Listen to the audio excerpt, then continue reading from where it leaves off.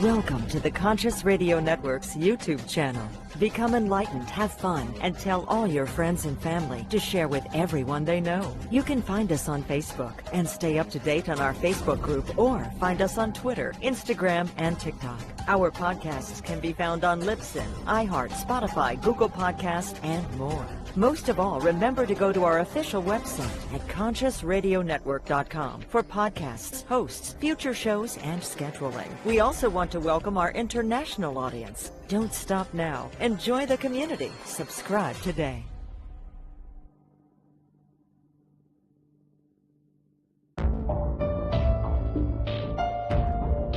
This is the Conscious Radio Network.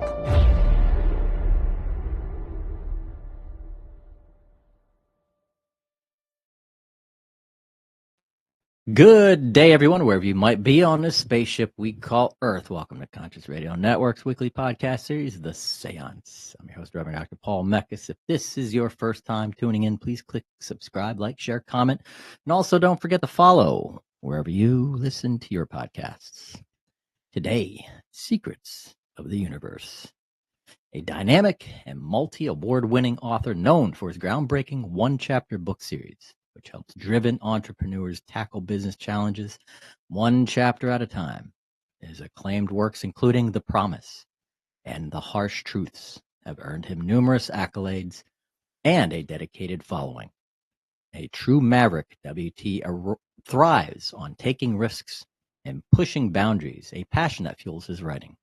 He reveals in The Freedom of Creativity and Self-Publishing, which keeps him engaged, inspired, and focused. His mission to share valuable insights. Let's welcome to the show, The Seance, W.T. Hamilton. Welcome, my friend. How are you? I'm doing great. I'm excited to be here. Excited to chat with you today about all the things we're going to chat about. Same here. When you chimed in on Podmatch, I'm like, ooh, I like those book covers, man. Those are exciting. I mean, it gets the science, especially the science fiction buff, kind of interested. You're like, ooh, what is that? Yeah. That's really cool. Really cool. Yeah. Thank you. So how did you start this mission here in your life? So really, I was in a situation last summer where I kind of achieved a lot of things and started to realize that, I'm already successful. I don't have to keep building and building. And, I was making money, was kind of flowing in and everything. So I just took time off just to relax and enjoy, what I already had. And then by September, I started thinking, okay, now what do I do? What can I share? How can I help people? They've done a lot of personal development, a lot of entrepreneur stuff. But what's the key thing behind all of that? When I started reflecting, I was realizing I was manifesting things using like the 3D reality and then merging it with the innerverse, with the spiritual side of creativity and, to connect with like cosmic consciousness. Yeah. I was like, okay, now how do I explain that? How do I explain that in a way that is not going to freak people out? Yeah. But also kind of dive into, because what I realize is that there's layers to reality. Like, how do we dive into that and put that together? So as I started reflecting and kind of diving into some of the, the layers of reality and the illusions of reality, I came up with this Exertam Actuality book. This, and the subtitle is Es Verum, so it's Latin. It means, is it real?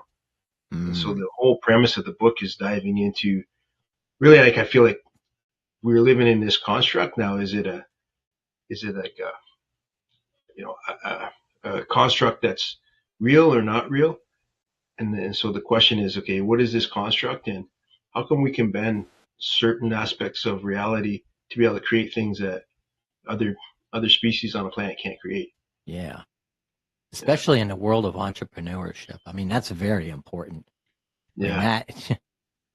But yeah, let me bring up that one. There we go. Yeah, that's the book right there. Oof. Yeah. So what explain the title? So the title is it's a word puzzle. So what I wanted to do is really catch people kind of off guard, and I was trying to make it like as intriguing as I could. Mhm. Um, One of the things that so it was an experiment. So one of the things that I had done by calling it exotam actuality made it a lot harder to market because some people look at it and like, what is that? And then Yeah, with the old Latin subtitle, yeah. some people are scared of it because they think, oh, this is too deep without even like really. So if you flip over and you read the back, then you kind of understand what it's about. But really, I mean, the exotam is just it's a mirror word basically. Huh. Yeah. Yeah, And so then when I try to give clues, I use that cube to try to yeah, kind of clues to what this book is about, right? yeah. Kind of reminds me of the Transformers movie, Yeah, The Cube. they have that, and they have that in Star Trek, the Borg Yeah, yeah, as well. yeah. Yeah, Wow. Um, so with these many layers within the book, I would yeah, assume that was intentional.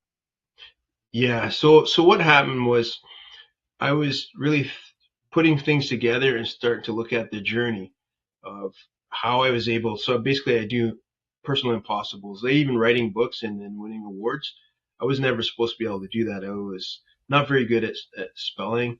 Um, and one of my teachers, when I was in grade school, had said, "Oh, this guy's never going to do much with education academically because he's horrible at spelling and he just doesn't have it." So I was able to, push through that and Hmm. create this thing that I'm not supposed to be able to create.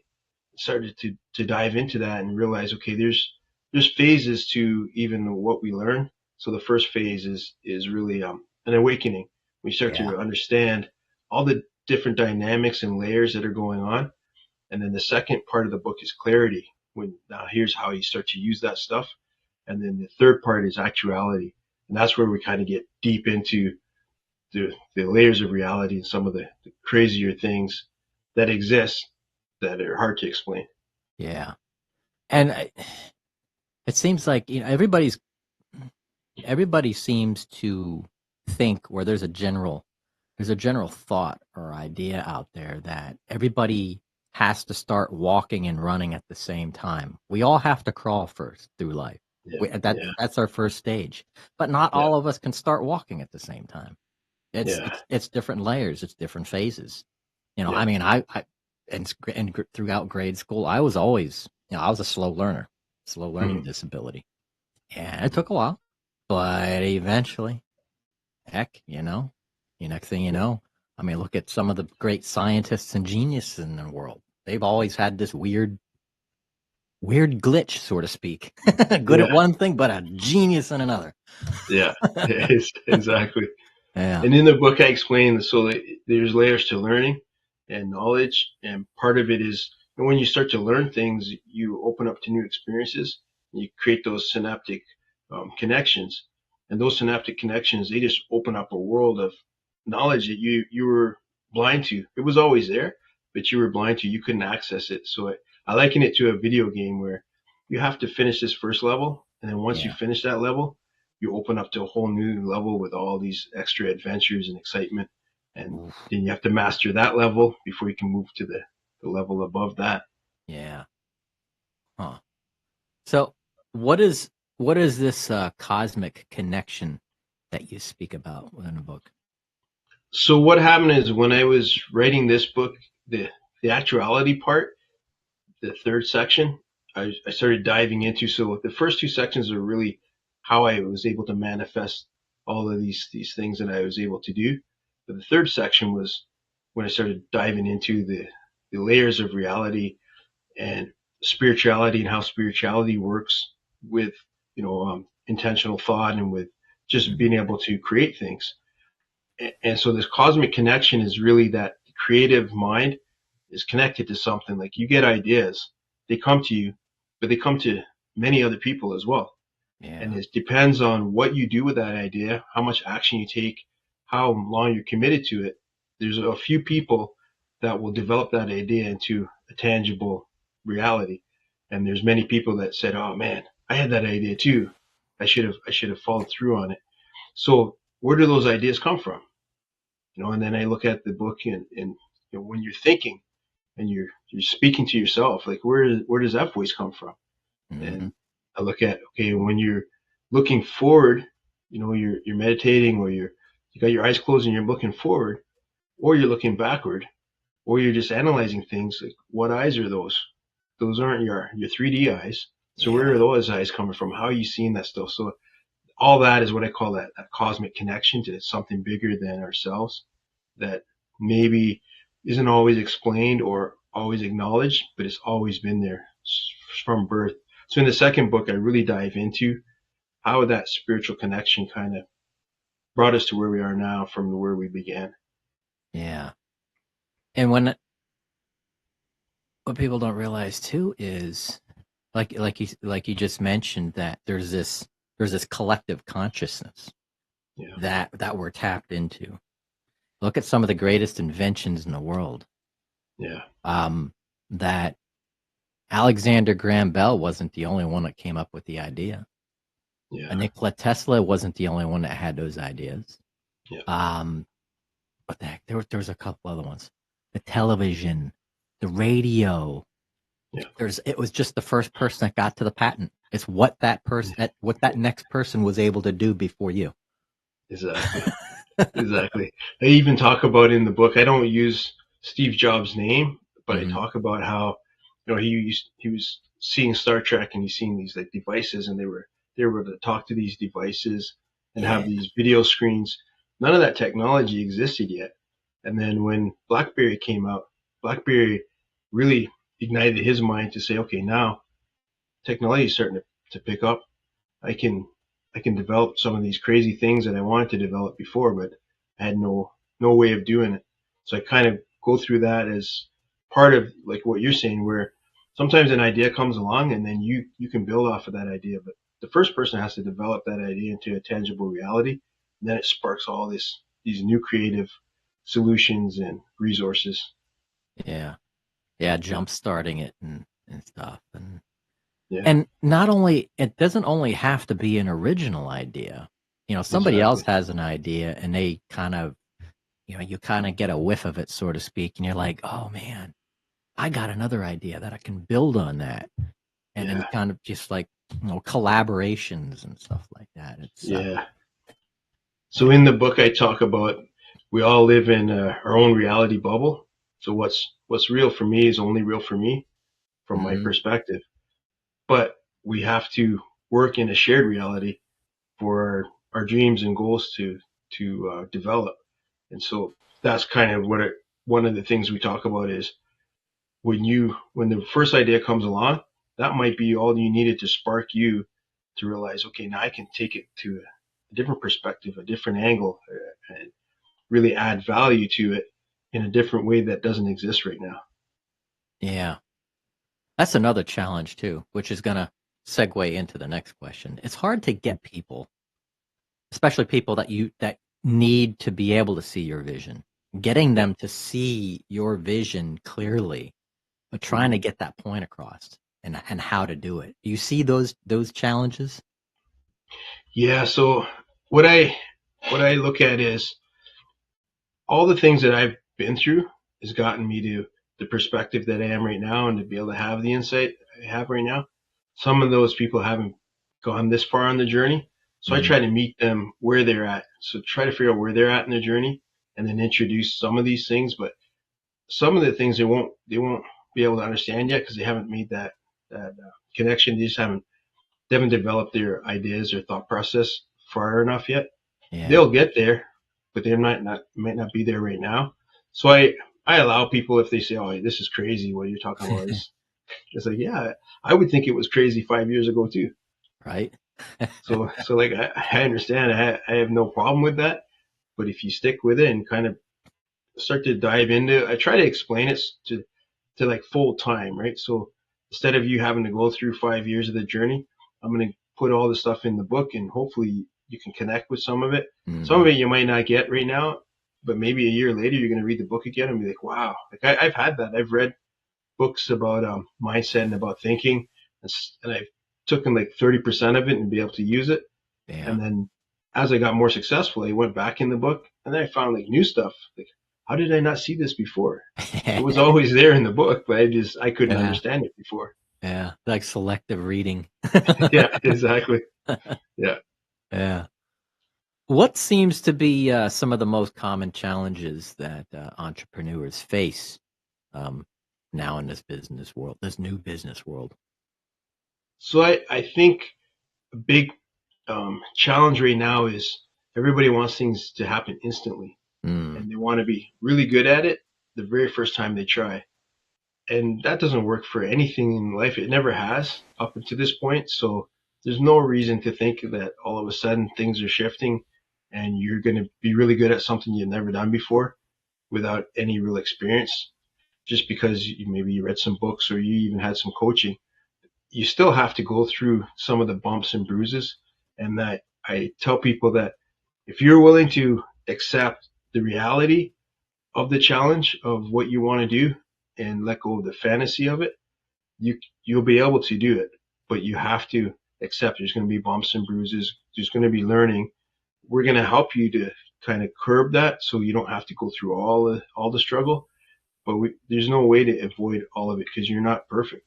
And so because you're not perfect, you're learning how to become better at what you're doing. And every day you're trying to be better at it. But I think it's that instant thing because everything else comes instantly. You buy something you can access it instantly. Even movies, we used to have to stand in line to try to get a ticket for a movie. Now you can book your movie like a plane ticket, right? Yeah. Book your seat, pick your seat, everything. So because things are so easy, these creative things and these daring things you want to do, you think you're supposed to be easy too. And it's an illusion. And it's an illusion that I think people brainwash themselves with, and then they face all kinds of disappointment because things are just not as easy as it's advertised on TV. That's got to be one of the most important key points that you've mentioned thus far since we've been talking is people have to wake up to that fact I'm guilty of it. We're all guilty of it. Yeah. With today's technology, everything is instant. I order from the store, DoorDash, blah, blah, blah. You want this, boom, boom, boom. It's instant. Yeah. Yeah. We're depending too much on our technology that we are now not thinking realistically when it comes to a business venture that we're expected to launch immediately. We gotta crawl before we walk and run. Yeah, exactly. And the bigger your idea and the more creative it is, you have to realize that the market has to catch up to your idea. Yeah. The market might not be ready for your idea right now. So if you say you launch it today, but the market's not going to be ready for 6 months, you might be disappointed because you're running before when you should walk, crawl, and maybe even just relax. And then something that would happen later, you've already quit. And then somebody else comes along with that same thing and they become successful. And then you feel like, why that didn't work out for me? So, well, how fast were you moving? Were you moving faster than the market? Do you understand where the market is and how you're going to try to introduce that idea to the market? Yeah. People don't want to do that because they don't want to hear that, hey, it's going to take a little longer than you had planned. Mm-hmm. You might have to stretch out your budget Yeah. for a little bit more than what you planned. Especially with today's digital world, the internet, the algorithms, it takes time to build a website, to build the algorithms, to get all that SEO stuff in the system in order and that'll take a while. You could put it in today, but it ain't going to be working tomorrow. Yeah. Yeah. And they call it the unsexy side of business. Yeah. Yeah. That's the stuff that nobody likes to do because you can't market it. Oh, you know what? Today I spent all kinds of time building my SEO. Nobody really cares. Yeah. That's the thing. I was like, I'm being in podcasting and everything's digital, with whatever I do. And, I'm always working on SEO stuff. Always. It's continuous. It's part of it's the blood of the business, so to speak. Yeah. So, let me bring up a picture of the the other book along with this one, Infinite Actuality. Yeah. Explain a little bit about that. That's a really cool cover. Jeez, man, who did the Yeah. artwork? So I actually have a guy on Fiverr that I Yeah. use for both projects. Wow. That he understood what I was going for. He came up with the stuff. I gave him like the concept, but he came up with the actual artwork. So I can't take any credit for the artwork. but the infinite actuality is really about. So actuality is another word for reality. So it's the infinite possibilities, and what it looks at is when we first started out as a civilization, when we were like hunter gatherers, reality had no context and it had no predetermined narrative. So anything that we seen, we accepted as real. Yeah. And there was nobody to tell us that, hey, what you're seeing is not really you're misunderstanding what you see. So I really go from there. What was it like to be a hunter gatherer? And I use the Interverse as to go back in time, use your imagination, and I bring the reader back in time to being that hunter gatherer. And okay, what are the things you're seeing? Your language is primitive. You don't have the ability to write things down. How are you going to explain when you've seen something that you've never seen before? Like imagine seeing a color you've never seen before, even in this reality right now. How would you explain that if there's no word for that color? There's no way to describe that. So that's really what we're talking about is all these phenomenons. Like we see these pyramids, we see all these different monoliths. Why did they create those? Why are they there? Why did they exist? And what was it like to discover that, or to create it, or to see what they seen that led them to put that together? So that's what that book is about. It goes a little bit off into a whole nother realm of digging through the layers of reality, and also looking at how did we get the context, and at what point did we say, okay, that's not real, this is real, and what things did we decide are real and what are not real. And so I explain in the book how that kind of came about, and the reason why that it came about, and why we've been holding on to that the curated narrative for so long. But because we're in this paradigm shift now, where people are becoming awakened to a bigger, more deeper, richer reality, they're starting to see some of the things that we held on to don't fit anymore. Yeah. Without giving too much detail, can you give us maybe one little tidbit of a point that you touch on, a metaphysical point that you touch on in the book, without giving too much detail away? A hook. Give us a hook. For the infinite actuality. For the either one of them. Either one of them. Yeah. So the first book is really, it's the premise of the book is, are we living in a intelligently designed construct, and is it is it a matrix that's real, and are we living as the first edition, the first revision, or the original, or are we living in a revision? And if we're not, that's fine, but how come we can bend the rules, and we can create skyscrapers from our imagination, and no other species on the planet can do that. And so we can manifest all these dreams, these ideas, these goals that even primates that are very similar to us don't have that ability. So it's like, how come we're able to do that? We're able to develop language, complex thought, science, mathematics. Where did that come from? So we dive deep into those layers, and it gets pretty exciting, pretty fun. Wow. When you start to peel those layers back. Yeah, it's kind of like the theory of or the principle of the holographic universe. Yeah. Are we living in a simulation or holographic universe? Yeah. And who is truly in control? I mean, we obviously have some control. Yeah. But it's like where's that line? Yeah. And the thing that I talk about is, okay, whether we are or not, here's the rules that we can bend, and we can manipulate reality to be able to. I can become an award-winning author, even though I'm not supposed to. I'm still not great at spelling. Yeah. But so how am I able to achieve my personal impossibles if we're not able to bend some of these rules?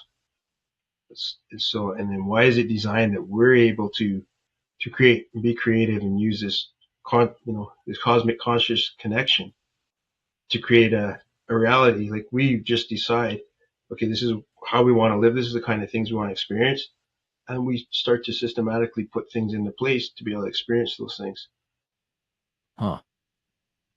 And it's Yeah. so it gets pretty deep. It gets pretty deep. But it was a fun thing to write, Yeah. Oh and man, it I was bet. very different from my other books.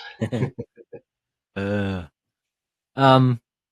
Now, before I go a little further, even though it's scrolling at the bottom, for those who are watching, but for those who are listening, everybody know how they can find you, where they can reach you, and where they can find your book. Yeah, and the mindsetforsuccesstraining.com is my website, and I have all kinds of freebies on there, and also links to my author page for Instagram, or for Amazon. And then I'm pretty active on Instagram as well at w.t.hamilton. Cool, cool, cool. Um, can you elaborate on the importance of networking, and for entrepreneurs in today's competitive business environment? Yeah, networking is key because, like I said, we all live in like our own reality bubble, but we have to create and build success through connections, through shared reality, through meeting people. And sometimes, you'll meet someone, and the only connection you need from that is that they're going to introduce you to somebody else. Mm-hmm. So it's really important that the easiest way to market yourself is connecting with people, whether you're going on podcasts, whether you're physically meeting people at an event, is to say hi and ask the person, what they do, or why they're here. If it's a live event, why are you here? What kind of things do you do? And just kind of find a rapport, and you'll find the right vibe. You'll connect with people that are like-minded. You just kind of attract them. They'll feel your energy, and you'll feel their energy. It's easy to find them and navigate. But without that, you're just sitting behind your computer hoping that people are going to find you. Yeah, you're hiding under the rock. Yeah. Yeah. Yeah. And it's amazing with networking. I used to do this all the time. Being in the studio most of the time, it's hard to get out.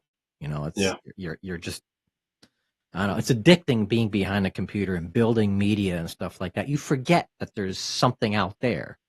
Yeah. But every now and then, some of my friends have to remind me, "Hey, dude, come on down here, come on down, have some fun. I don't know, chill out.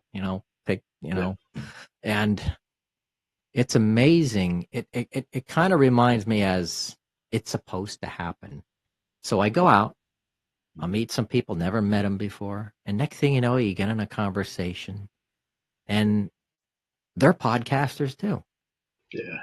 or they have their own podcast, or they're in a business that works with podcasts, or within the business. Like, what? Yeah. Next thing you know, you start talking about collaboration, and then when stuff like that happens, I tell people all the time, do it anyway. Just go out and just talk, Yeah. hand your card out, hand this out, and introduce your business and whatever, because you never know. That right person ends up seeing your information, and boom, opens up a huge door. Yeah. It's so true. And most of the time, so if you'll see me at an event and I'm going around, I'm just talking to anybody, Mm-hmm. but I don't want to be there. So Right? I have to, I have to convince myself to go. And there's always, it's usually like a half an hour before it's time. I got to Yeah. kind of pep talk myself. You need to go. But every time I go, I have a great time. But almost every time I'm like, I really don't feel like going. I could just do this other thing instead. But once I push myself, I get in front of people, I always meet at least one person that I talk to after. Maybe it's online later on, but there's always one person that I make a connection with. So Yeah. for me, even if you just find that one person, it's worth your while.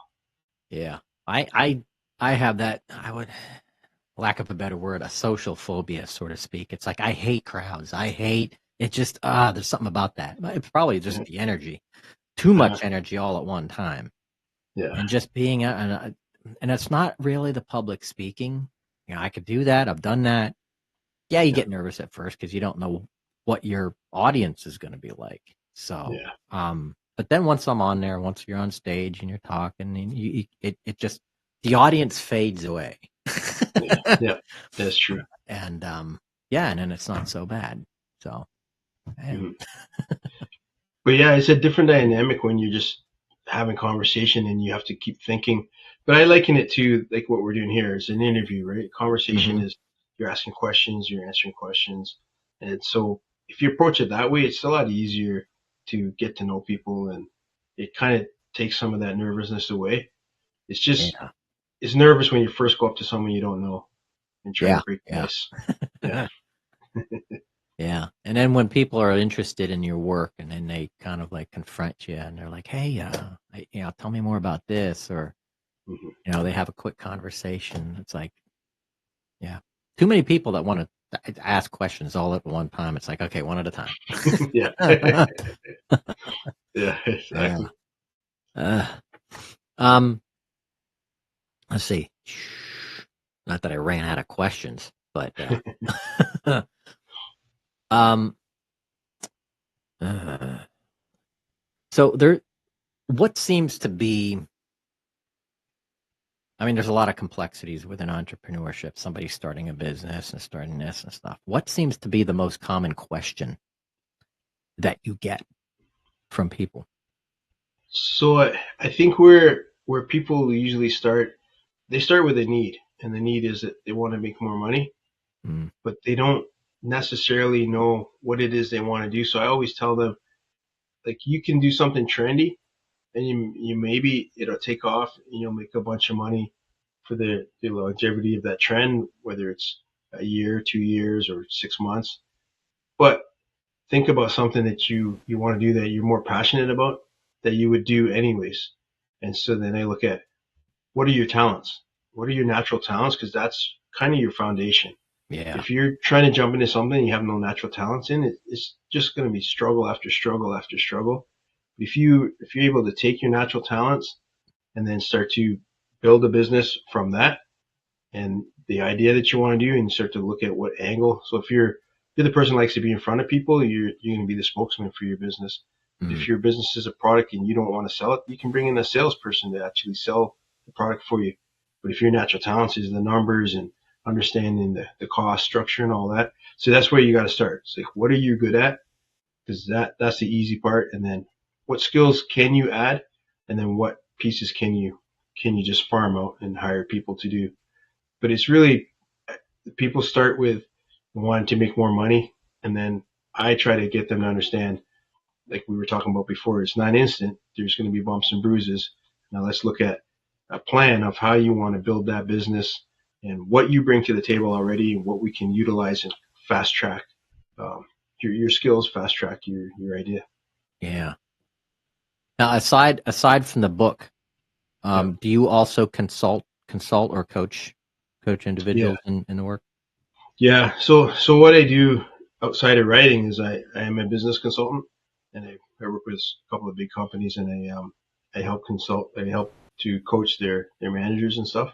And then I do stuff on the side for like entrepreneurs and Mm, people that want to develop their idea into a tangible product or service. So we kind of, everything's individualized, it's customized to what they're trying to do, and like I said, their skill level. So it just depends on what you're already bringing to the table, and then how fast you want to move, and how how dedicated are you to it, or how much time can you put aside? Because really, I mean, it's an investment in time, it's an investment in energy, it's an investment in money. But your time and your energy, and also your mental health, those are the things that you got to really decide before money. how much of that you can put in. And the more of that you can put in, the more time, the more energy that you can put into it, is the faster you can grow it. And if you don't have a lot of time, that's fine. But just understand that this is the pace. So what is the pace of growth? Yeah. Something just came to mind, and it was like, you got to ask this, because I've faced it a couple times, and I'm sure I'm sure you've probably faced it, and a lot of other people have faced it. Is the fear of success? Yeah. So what I find is when we're talking about like manifesting or building success, everybody they sell easy. Oh, it's going to be easy. You just do this. I got the keys to success. We'll do this. But what really happens is as soon as you jump into it, the first thing that you manifest is fear and an abundance of doubt. And when you hit those first hurdles, that's the thing you got to master. You got to overcome that fear and the doubt. The fear of success is really, am I really able to do this? Is somebody going to find out that I'm a fraud? That I don't really know what I'm doing? And it's because people want to be perfect. But the reality is nobody knows exactly what they're doing. You're doing your educated guess. You're doing an investment, and you're gambling, but in a an intentional way of, like, you've done your research, but you're not 100% sure the market's going to want what you're doing. You're not 100% sure what you're doing is going to resonate with thousands of people, or if it's only going to resonate with 20 people. So by pretending that you're something that you're not, that just adds to your fear, and it adds to your doubt. So I always say, like, forget about perfect, just be you. Be you, and be messy if you're messy, sloppy if you're sloppy, whatever it is, be you, but then try to fine tune and be a better version of you as you grow and as you build. But if you show up pretending you're perfect, the first time you make a mistake, everybody's gonna be like, oh, look at you. You don't know what you're doing. Yeah. So that's what I tell people. Like, I own my flaw. My flaw is I'm not great at spelling. Sometimes I'll put marketing out there, I'll proofread it, I'll check it over, and there'll be a mistake that I didn't see, and I put it out there. And when people say, "Oh, you spelled that wrong," I say, "Yeah, I'm not that great at spelling." Yeah. And then sometimes too, it's like and you got to laugh at it. You got to put humor where, just laugh at it, and then it doesn't become what it was. It changes the energy of it. Yeah. Yeah. Yeah. Again, before we wrap up the show, where can people find you, reach out to you, and any other key points? Yeah, so the mindsetforsuccesstraining.com is the website, and all my books are on Amazon. I got about 17, 18 books on Amazon. Oh, yeah. Some of them are law of attraction books. That's a lot of books for somebody on that SPOO. Heck yeah. Yeah, and then Instagram is a great way. I respond to most DMs, so you can always ask questions, and I'll answer you for free. And then if you want to go deeper, then there's a fee. But I try to do a lot of stuff for free if I can. Yeah. And also, I'll have that information in the show notes too for our audio podcasts, and also for the video as well, so people can find all that information in the show notes.